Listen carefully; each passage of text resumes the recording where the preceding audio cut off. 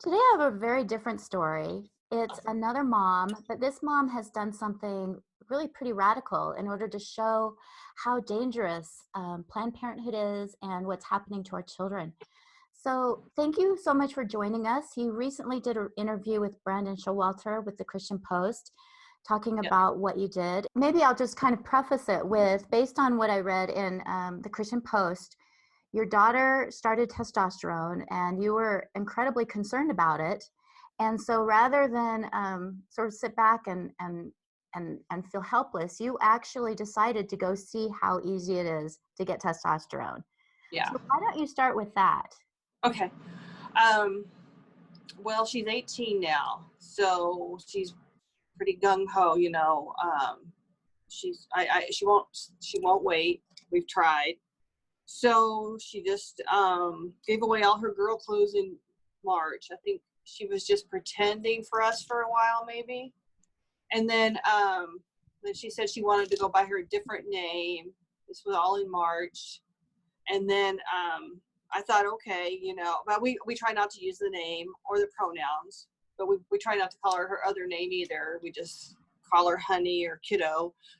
And then she, I guess, got in a big hurry, and she went to Planned Parenthood and on June 1st and got testosterone. I found out on June 3rd because my pharmacy texted me that I had a prescription to pick up. And I thought, that's weird. I didn't order anything, but I thought it was automatic renewal. So, no, I'm sorry. It was on, they texted me on Monday, but I didn't, I wasn't expecting anything. So I go in there on Wednesday the 3rd to get it. And I found out it had already been picked up. And I said, oh, that's weird. And then she looks into it. And then I guess she didn't really think about it. She just said, oh, it was for, my daughter. It was testosterone in syringes. And I was so shocked. And I don't know. I feel like I've been I don't know. It was hard to just like a gut punch or stab in the heart. It was horrible. I was in kind of a shock. And I didn't know what to do. And I had recently talked to her therapist. She sees a Christian therapist about this whole situation. And she said, oh, don't worry. She won't be able to get on testosterone because of her medical health history and her learning disability. She goes, I'm not going to write a letter.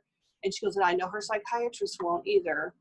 And I thought, okay. And then, so when this happened, I thought, just knowing what I know, because I've been in this world for over 4 years now with her since she was in 7th to 8th grade.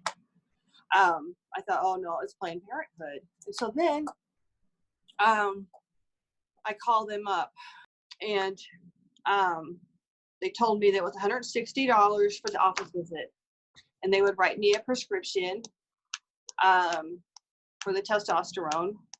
And I said, well, I don't drive. I wanted to pretend like I was like a young person. And I said, I'm not sure how I will get there, because she was ready to make the appointment. And I said, well, first I need to figure out how I can get there. I need to get a ride. And she goes, oh, let me tell you the bus route, ready. They're ready right there to find the bus route for you. And so I thought, oh, well, that really explains it. Then I started thinking back to my daughter. She lied to me one day. She had me drop her off at a shopping center, said she was going to meet her friend at 11. She overslept, was panicked, and I thought, well, that's weird. You told me your friend sleeps till 6 p.m., which is really weird. Kids are up all night. And I said, that's weird that you're going to meet her so early. And then she overslept and she was so panicky. So then I thought, oh, that's the day. She had an appointment at Planned Parenthood. She had me drop her off to the shopping center, and then she took the bus there. And she'd never ridden the bus before, and I guess she got on the wrong bus coming home. But that's what happened. So it's amazing to me that Planned Parenthood not only makes the appointment, but then sort of really enables people to get there. Yeah, I know. And just some history on your daughter. Was she what you would consider a rapid onset gender dysphoria, or did she have gender dysphoria as a child? No, rapid onset. She got the idea in her head. Looking back, I thought it was 8th grade, but it was the end of 7th grade. And that's because of our school system. They enacted transgender policies. They were kind of ahead of the curve in 2014. And that's when the year she started 7th grade. And this is where they say that they can, depending on how they gender identify, they can, do whatever, join whatever sports team they want, go to whatever bathroom they want, use whatever name, gender, pronoun, and the school goes along with it. And then the school doesn't tell a parent. So has she been transitioned without your knowledge at school? Yes, that's how it all started, 8th grade. But she got the idea in 7th, I think, because that summer from 7th, because that's when Bruce Jenner came out. That's when all the bathroom stuff was going around. But my school had already enacted it and kept it a secret, like most of the schools were doing. And I had no clue. And so then that summer, shopping for school clothes, she wanted to shop in the young men's section. And I thought, gosh, that's weird. And I thought, well, she's tall. She has long arms and legs like me. And, sometimes the boys' clothes fit better. And, she wasn't petite, like a lot of the junior clothes. So we did that. And then I guess she started that year off as a new name and gender and everything with the male wardrobe, and I didn't know a thing about it. She was in a friend group and with 2 other girls that changed their names and genders. Like Emily became Tyler, Liberty became Cade, and then mine became Ash. And the other 2 desisted, but mine didn't. She fixates on things, and she does have a learning disability similar to Asperger's. And what you've said is just exactly what Abigail Schreier has written about in her book, Irreversible Damage, just almost to a T what you're describing. Oh, I know. And so how did you find out that she was being referred to as a different name and allowed to medically socially transition at school? I know. So she wouldn't let me go to school anymore. I mean, I thought, she's middle or junior high. 7th grade was the first year we have junior high. We don't have middle school. And I thought, she's just trying to separate, be her own person. Maybe it's embarrassing to have your mom around. So I always did PTA and all that. And that's why she didn't want me around. So she was seeing, the counselor at school said that I should get her a therapist, a private therapist, because I was noticing she was having some problems and I was concerned about her. And she told me, you should find her a therapist, a private counselor. And she wouldn't tell me why. So I did. And then this counselor, in my state, the parents are cut out of the mental health care at age 13 and up. So I was not allowed to be in any of the sessions, know the diagnosis, know anything. But in one session, they called me in, and pretty sure it was October, 8th grade year.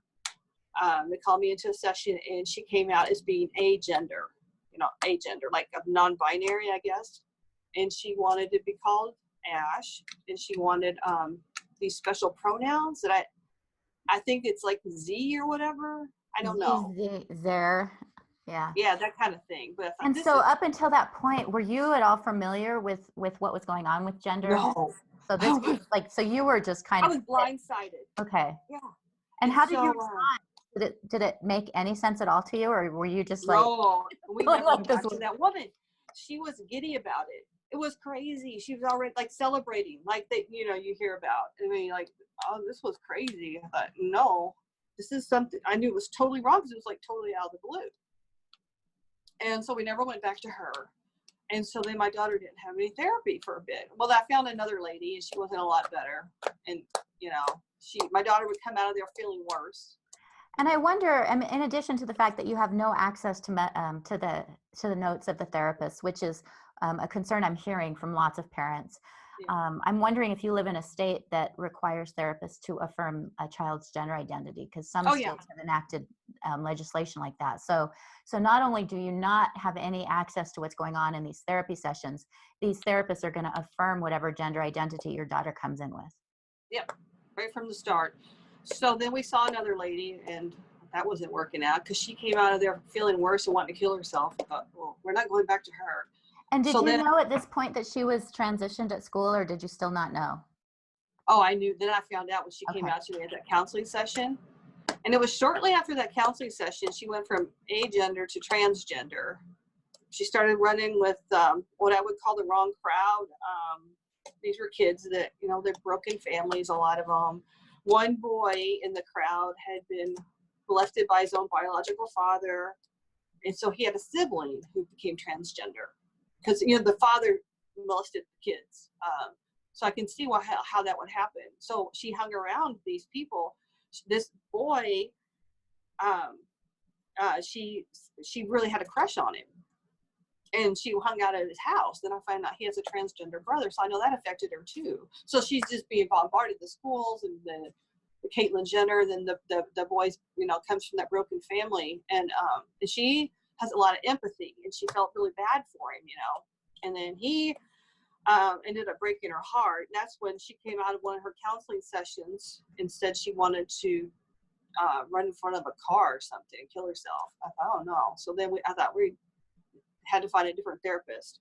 I was kind of happy she had a crush on the boy. I thought, oh yeah, you know, because she kept saying she was, you know, agender than transgender, but then he broke her heart.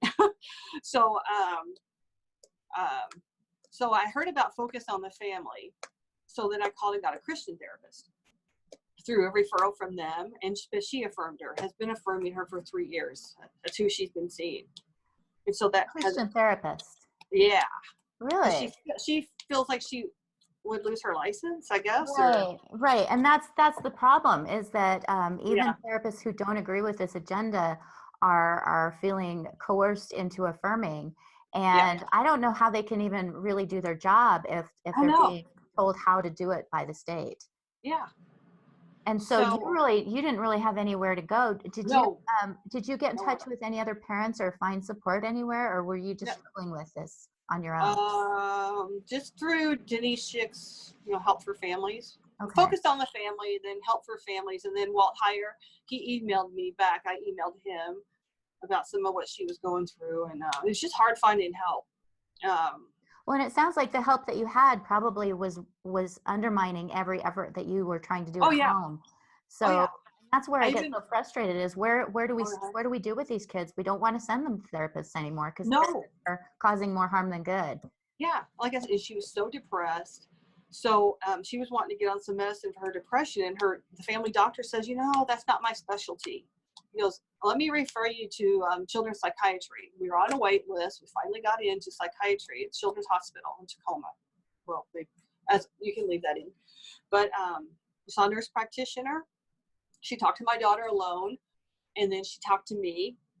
And she said that I should start her on, or that she would like to start on puberty blockers. But she said it's too late for that because my daughter was 15. And then she said, but we can do testosterone, refer her to endocrinology. And then she told me, she goes, you know, this has been around for thousands of years. It's just coming out of the closet. Then she said, and if I don't do all this, then she would likely commit suicide. She tells me all this in front of my daughter. So anyway, we didn't go back to her. She did prescribe Prozac, but that didn't help my daughter. And to me, it's so shocking that doctors are having these conversations in front of parents.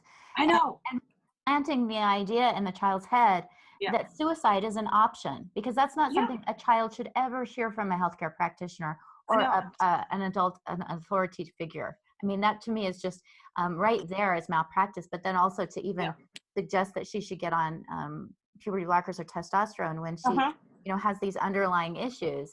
You know, not to mention the fact that nobody's born in the wrong body, and we shouldn't be harming a perfectly healthy body. I know. I mean, none of it makes sense. So I can't imagine as a parent how you made any sense of it. And during this time, how was your relationship with your daughter? Contentious and adversarial, and trying to have boundaries, and it was hard. I knew a lot of the problems were coming from her phone. She was on it all the time, you know, her laptop or the phone. And then I started, I found out some of the stuff she was into. I tried to put boundaries on it, restrictions. She said she would kill herself if I took her phone. It just got to be crazy. I couldn't do anything. Wasn't getting any help. Like I said, she was starting running with that wrong crowd, and they just affirmed her and they supported her. They you know, I'm the bad guy because I'm not supportive, you know. And I just wanted to try to keep her grounded and keep her. I don't know, safe. And she was, you know, and running with girls. She's not running with boys. It's girls mainly, you know. You know, And so this has been going on, and so now she's 18. She went and got her testosterone, and your response was different than most parents. So what gave you the idea to see if you could, you know, to sort of investigate? The big thing, I wonder how well informed that she was to do this. That was my big thing, you know, because I thought there's just too many bad side effects, irreversible, you know, damage, and it's not, you know, it should be like a last resort. It should be so many other things should be tried first. You know, it's a tough, you know, it's a really tough life to have, and, you know. And there's so many side effects. I mean, it's Yeah. so damaging, especially, I mean, she's 18, she's still developing. You know, it's not like she's 40 and sort of has herself set. You know, she's still developing. And so what did you find out? Okay. So what they give them is not much at all. It's just a page front and back. And then the signature is just the top. I don't know if that's where you sign. And the informed consent is just very, very little. And I'm guessing that they probably don't give you a lot of time. I mean, I'm guessing like most of the paperwork at doctor's offices, they sort of hand it to you and say, sign here. Okay, let's talk about, so you got your bus route and you knew how to get to this clinic. You go in for your appointment. Can you just sort of walk us through what your appointment was? Okay. So they said it was $160 unless I had insurance. I really didn't even want to give them my name at all. But I thought you really have to for doctor appointments. You have to get, like, a lot of times show your driver's license or whatever. So I thought, what the heck? I'll let them file my insurance. So I gave them, you know, it's like just any other doctor's office. You fill out the paperwork, give them your insurance card. They told me, they gave me a cup, wanted me to go to the bathroom and pee in the cup. And then I just waited for just briefly. They weren't that busy, you know. And then they called me back. The first nurse I saw. Interrupt. Did you do anything to change your physical appearance, or did you just like you are here? Well, I did put my hair. Your identity is going to be covered here, so people don't know what you look like. But when I look at you, you present completely like a female. You have, you know, long hair, you know, soft features. You know, you're wearing a t-shirt similar to mine. So what did you do anything to change your appearance? Yeah, I put my hair in a ponytail and put a baseball cap on. And I didn't wear makeup. That's it. Yeah, and then I put a sports bra on, but I'm not that well endowed anyway. But so that's how. So no makeup, hair in a ponytail, hat, and that makes you a man. I guess I'm already there since my hair is short. I wasn't wearing a shirt like this. I think I might have worn a flannel shirt, but it was a girl's shirt. I mean, you know, I don't own men's clothes. They don't fit me well. And did you tell them that you did you tell them a different name? So you wrote down your they asked me my preferred name. You made up a preferred name. Yeah. Do you feel comfortable sharing it, or do you want to it was Ben. Ben, which is a very solid name. Yeah. It wasn't one of these, like, you know, Aidenology or, you know, some of the names are very creative. Ben is a solid name. Yeah. And I'm assuming they called you by that name. Yeah. But they made a mistake. They called in one young man was there. He got called back before me. He was there for a follow-up. I was there for the very first. So he came in after me and got called before me. Because I was still doing my new patient paperwork. And they called me back as Jeremiah. And he said, it's Maya. And it's just horrible. You know, I just feel bad for him. I just feel like he's just like my daughter. He's not getting the information he needs either. Anyway, so I got called back, and they, I don't know, she didn't even check my blood pressure. I was really shocked.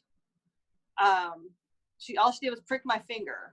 And I thought, and I don't like that. I don't like needles. But and I should have asked her why, but I was nervous, you know. And I guess it's for the red blood cell count, or I don't know. It was just chit chat. She told me she liked my tennis shoes, and I don't know, it was just chit chat about the weather, things like that, you know.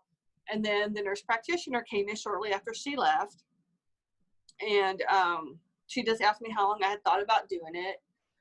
And I says, I don't know, you know, I kind of thought about it when I was younger. And I said, but I said, you know, ever since Bruce Jenner came out, I thought, well, why not? And that, you know, she was just all smiles, like that was the greatest thing. They're really nice there. In all honesty, I'm not sure if it's stranger that your daughter got testosterone at 18 or that you got it at my age, with no history of gender dysphoria. I mean, I'm not sure which is more bizarre. They're both, you know, just equally inconceivable to me. Yeah. So she was very friendly. Just happy for me. Yeah, she was happy. I did have a wedding ring on that I couldn't get off, you know, so I put a Band-Aid around it. And yeah, and she just, yeah. And it was my husband's insurance, so I just told him I was getting divorced, you know. And yeah, fresh start, you know. So yeah, and then Wow. I said, and did they explain, like, at all what to expect or side effects? The fact that you know, your body was going to be permanently changed? No. All she did was she only went through what was on here, which is very little information. She went it by, you know, item by item. She said reversible side effects. You're going to get acne. You'll have cessation of your menstrual period, body fat redistribution to masculine pattern, vaginal atrophy, but that doesn't tell you a lot. And really. That's considered reversible, vaginal atrophy? I know. Whoa. And then increased muscle mass, strength, and my daughter I know likes that part. Changes in libido, sex drive.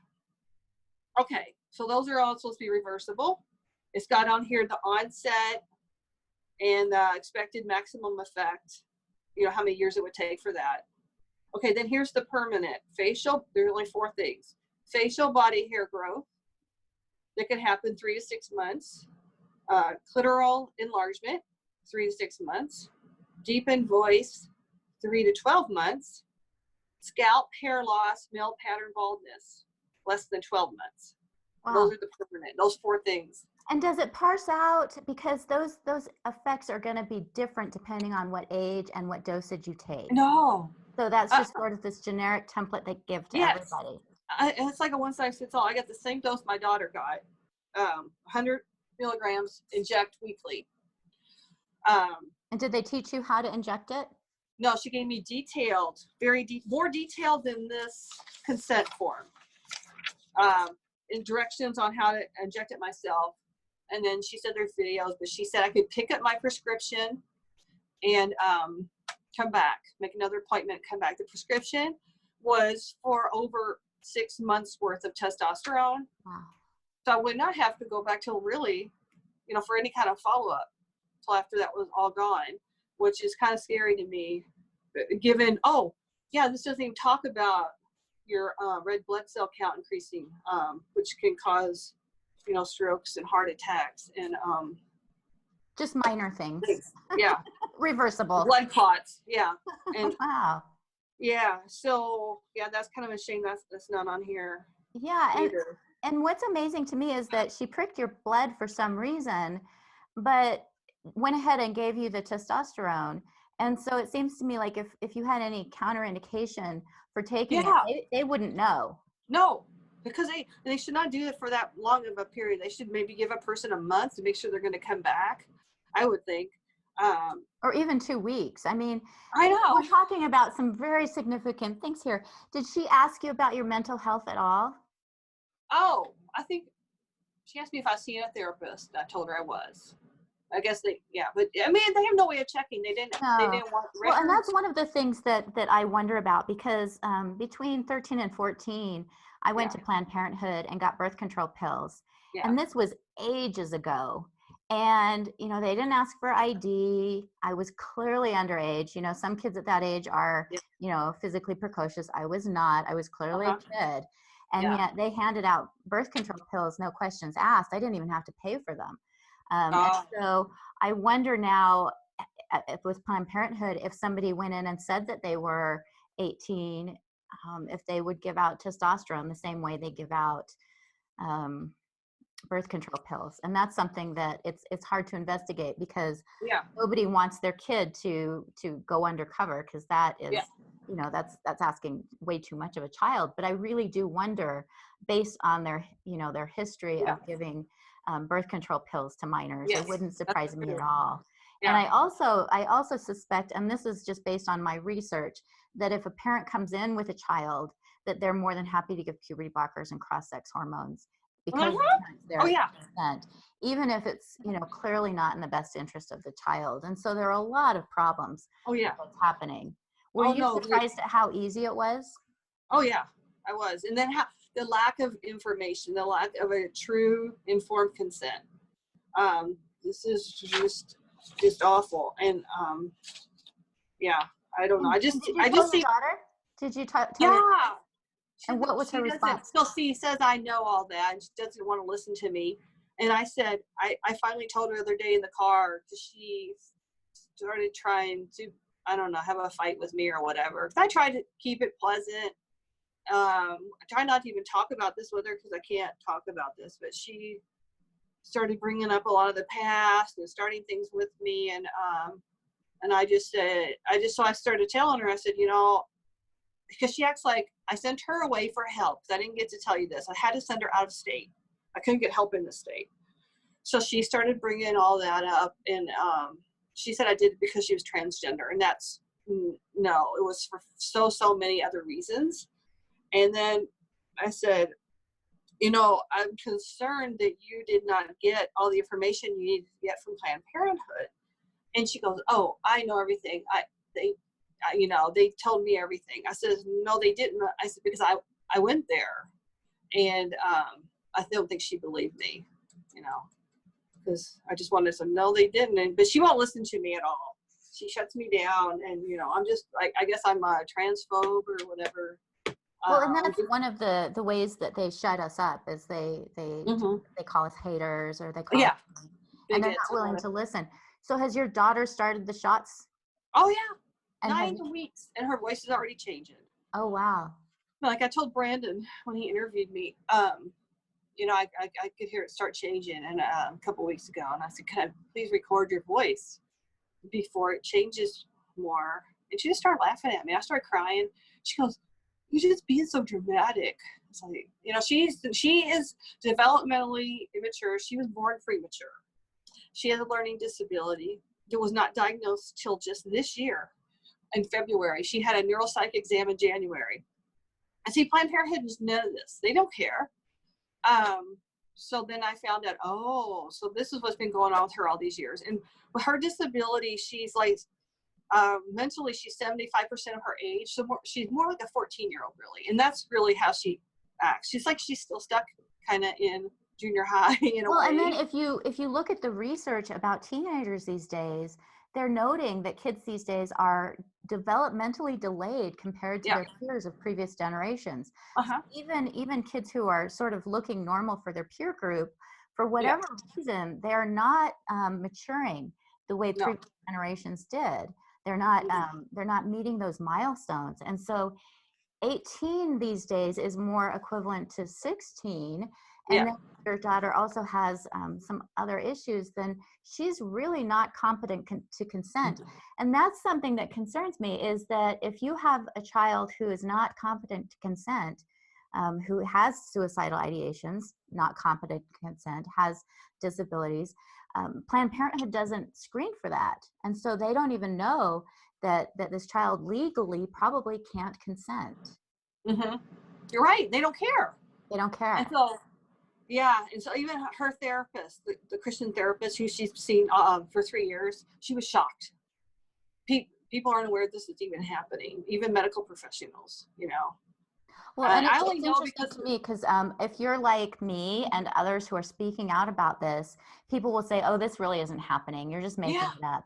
And they yeah. don't realize, I mean, I have documentation that kids as young as 8 years old are getting Wow. cross-sex hormones and 13-year-olds are having their breasts amputated. Oh my And goodness. I mean, this is happening and people Yeah, are shutting us up by calling us yeah, liars.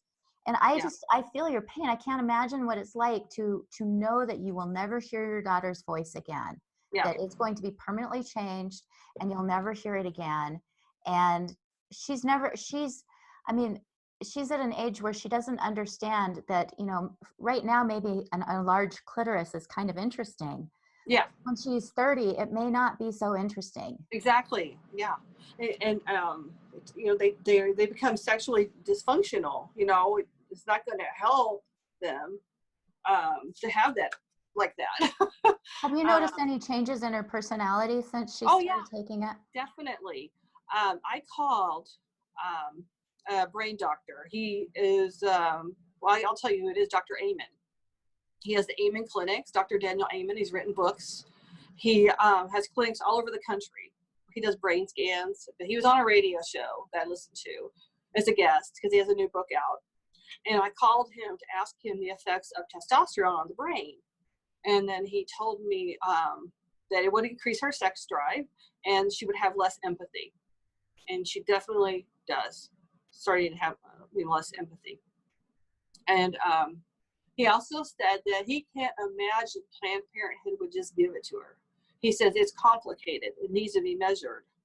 Yeah. So no, they How just do gave they it to her. determine dosage? Do you have any idea? I mean, it sounds like they just gave you the same dosage Yeah. as they gave her. Yeah. So it's They, as not far as even, I know, they don't monitor. And then they need to monitor. I was talking to a former transgender, Laura Perry. Um, uh-huh. she told me, you know, she was transgender for 9 years, that she had to be monitored. She saw an endocrinologist. She was monitored and she had to give blood like twice a month, but she was not good about it. She said sometimes it would just be once a month because your red blood cells get so thick. And she called it a therapeutic blood draw twice a month. Yeah, and actually Sydney Wright, who I've interviewed as well, she started medically transitioning, I think, right around the same age as your daughter, right, either right before she turned 18 or right after. Mm. And she ended up deathly ill because of Oh the my. thickening of the blood. And Yeah. it wasn't monitored, No. you know, nobody's paying attention to this. Yeah. And, you know, boys' bodies are adapted to testosterone, but girls' Uh-huh. bodies are not. No. Mm-mm. So No. how do you live with this? Because I think I would be crazy if I were you. I would just be, Oh, it's hard. It's yeah. hard. It's so hard. When it first all started, I think I probably was I don't know. I probably was drinking a little bit. When this was 4 years ago, I guess. And then yeah, I don't know. But I just might just I don't know. My faith got stronger, and that's what helps me now. Or else I'd be crazy, I think. And then there's people that, you know, all these sisters, they're helping me. They give me hope, you know. But just, Well, I don't know. it's so interesting how much your story is like all these other stories, and it's Yeah. so different from you know, my experience of gender dysphoria I had when I was, you know, a little kid, which is Yeah. more typical. Uh-huh. That sort of that, you know, having that trans identity when you're little and then Yeah. outgrowing it when you hit Mm-hmm. puberty, Yeah. whereas sort of the opposite thing is happening, Yes.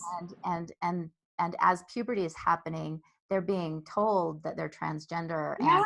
and they're Yeah. uncomfortable with all these changes. So Yeah. where do you go from here? You've done this kind of bold thing, going to Planned Parenthood, getting yourself a prescription for testosterone. Do you have any other plans for sort of how to highlight what's going on? Not really. I don't know what to do. My Yeah, husband says we really can't do anything. Um, he says the cards have been stacked against us, and they really are for parents right now. It's hard. I really don't know what I can do since she's 18. It doesn't seem right with her learning disability. I don't really know. well, and in some states you could go for medical guardianship. Yeah. But not in your, I mean, you can, you know, this is such an issue now that, you know, 20 years ago, if a child had these issues, the courts would immediately give you medical Yeah. guardianship. But now they would suggest probably that her issues are because you haven't affirmed her. That Oh, would be my hunch. that's Um, probably what they would say. You're right. Even yeah, though they don't know, I've known her since she was little. And if this was really true, where she wanted to be a boy since little, and just and wear boy clothes, and that's no, but this isn't her at all. This isn't her at all. I know. I see why this all happened. I see everything that's happened through the years that caused it. A lot of it's because of her learning disability. She misses social cues. She's had trouble making friends, keeping friends.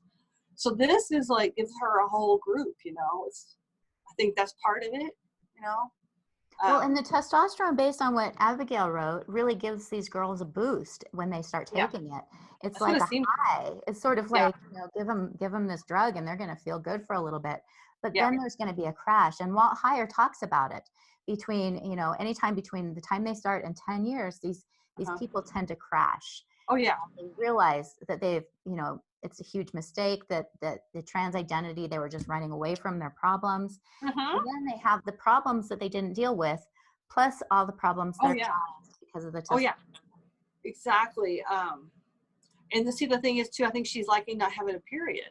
And then I found out that this could cause her to have a lot of pain in her uterus because of what it does, to the female organs. And so that I think I can see that happening to her later on too. Uh, but yeah. Boy, I wish that I had some way to end this on, something upbeat, but I guess the only thing I can say is thank you for being brave. There are parents now who are standing up and really showing off what's happening, and you're one of them. And I think that we all thank you, because without people showing what's really happening, it's easy for people to just say, oh, you're just transphobic, you don't know what you're talking about.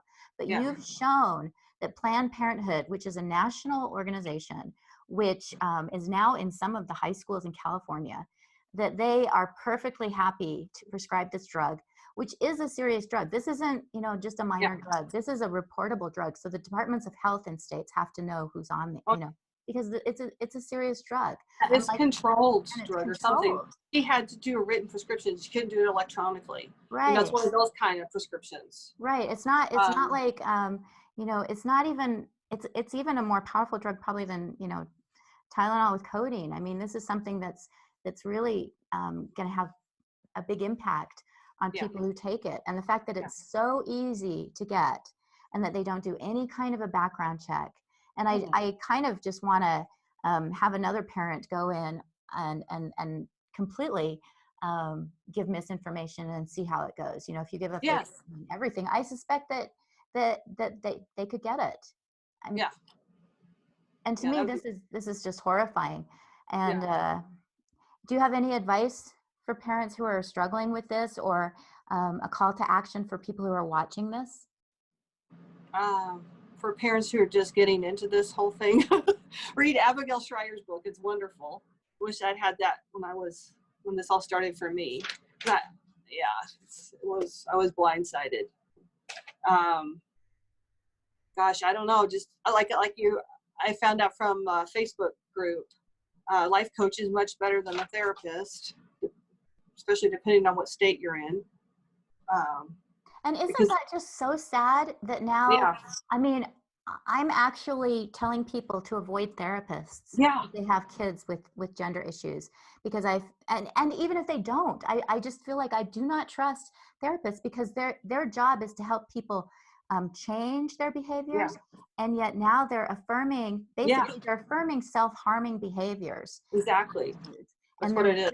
they're reaffirming the self-hatred that these people have, and encouraging them to run away from their problems rather than challenging them, which is exactly what therapists shouldn't do. Mm-hmm. Oh, and the other thing is homeschool or homeschool. I don't know.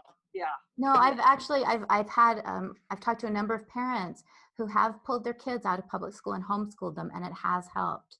Yeah. And so for parents who are able to do that, I've even told them to move to go Yeah. to move somewhere and get your kids away from their peer group, because that's where Yes. it's coming from. That would have helped me a lot. And because she got right back in that group. She's running around with kids from junior high right now. I mean, really just one. She's like, she'll get one friend to get kind of clingy. So she's friends with this one girl. Yeah. And I wish we had moved. You know? Yeah. Well, and I think especially kids who are on the spectrum, who have autistic tendencies, Yeah. that this is such a solution to them, because Exactly. all of a sudden, all those quirky behaviors that they have sort Uh-huh. of like makes sense. Like, oh, it's because I'm a man. It's not Yeah. because I have, these other issues. It's because I'm a man.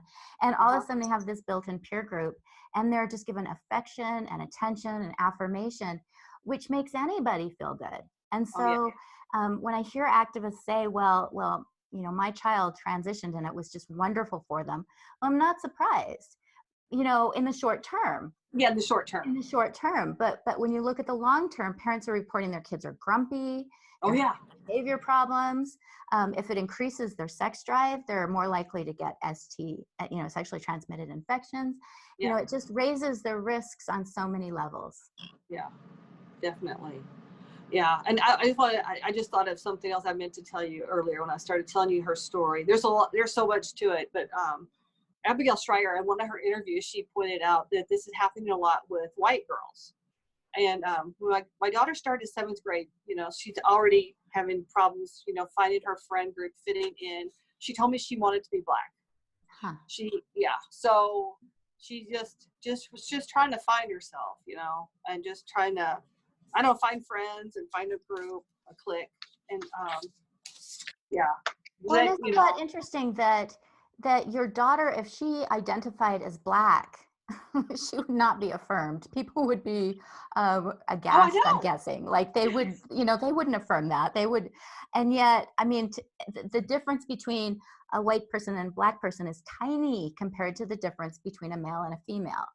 Yeah. And so the fact that we accept this one huge lie, whereas in other cases we would never consider affirming these, someone's identity that didn't match with who they really are. Oh, I know. But no, this is not her at all. This is just an escape, and it's just a shame. Well, and I feel a little optimism in the fact that she's gonna know you love her, and you're gonna be there to help her when all of this hits. Which I think that's what my husband says. Is going to need that. Yeah, I'm hoping. I'm trying to keep our relationship going. It's really hard. Is there anything else that you want to share? Not that I can think. I do want to. Are you in Utah? Mm-hmm. Yeah. I did send her there for wilderness therapy, and it did help. Uh-huh. She desisted for a year and a half, but I made the mistake. She came home and started her off on a flip phone. Seemed like she was doing so well. I gave her old phone back with her old phone number and everything. I should not have done that. And I wish we had moved while she was gone, she was gone for 4 months. And, but yeah, just coming is hard. I think if she could have got a fresh start.